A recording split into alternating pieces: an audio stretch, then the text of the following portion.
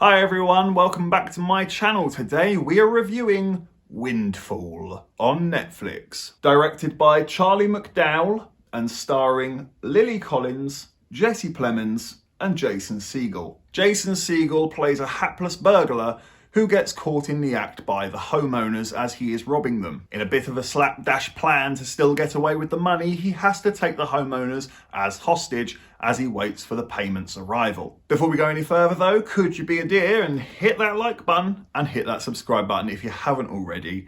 It really does help me and the channel massively, and we thank you if you do. It is filmed wonderfully. There's a real vibrancy to this movie, the smooth movements of the camera and the long takes that it has in several places. There's a lot of wide angles and exploring one location from many different positions, which I thought was really nicely recognised. Several elements of this movie felt quite Hitchcockian, I have to say. There's no dialogue for a very long time. You are just sort of dropped in the problem and you kind of have to figure it out as it's happening. The soundtrack is really reeled in and dialed back also, which kind of added to that Hitchcockian effect. I feel like they've done that on purpose, and I thought they did it very well. I thought the dialogue in this movie was very strong also. It all came through very naturally. The personality of the characters came through in their spoken words, and they're also having a really interesting and deep discussion, which is essentially the message of the movie. It never felt like exposition or like a bundle of word vomit being dropped on the audience. Performances are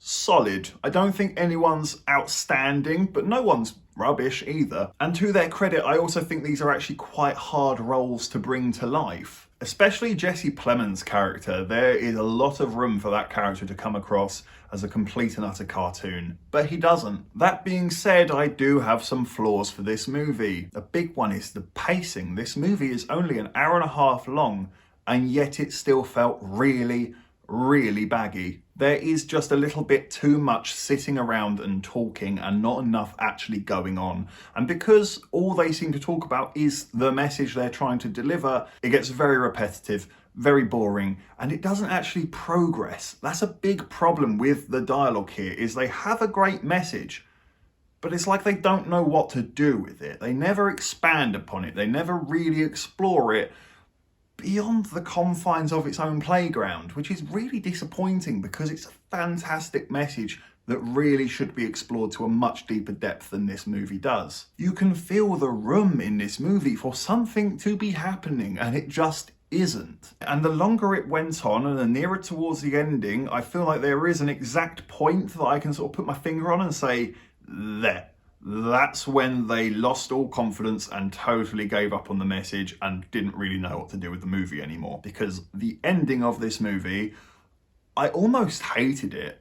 I really did. I know that's harsh, but the longer I thought about it, it just didn't make sense. Yes, within the story and how they give it to you and they present it to you and certain little pieces of dialogue will make this make sense, but it doesn't make sense when you take into account the behaviour of the characters. People stop acting like the characters they have been built up and set up to be, like the people you've seen them be for the past hour. That all just goes out the window in the last half hour, and you can't predict anything. It could be anybody's game here, because they're not the same people anymore, especially in the writing. And in doing so, I think the message gets well and truly dropped and smashed on the floor in the process. As much as I really commend a lot of things going on in this movie, sadly it ended up just being really frustrating for me. I'm gonna give Windfall a 7 out of 10. Like I say, there is a lot to enjoy here. The writing is really sharp and crisp and onto something with its messaging. The characters are interesting and the performances are engaging, but for an hour and a half long movie, I can't understand how this feels as baggy as it does. And I hated that ending so much that I feel like it genuinely brings down the rest of the film. It just doesn't work. Had this script had another redraft, put a couple of plasters and bandages on it in places,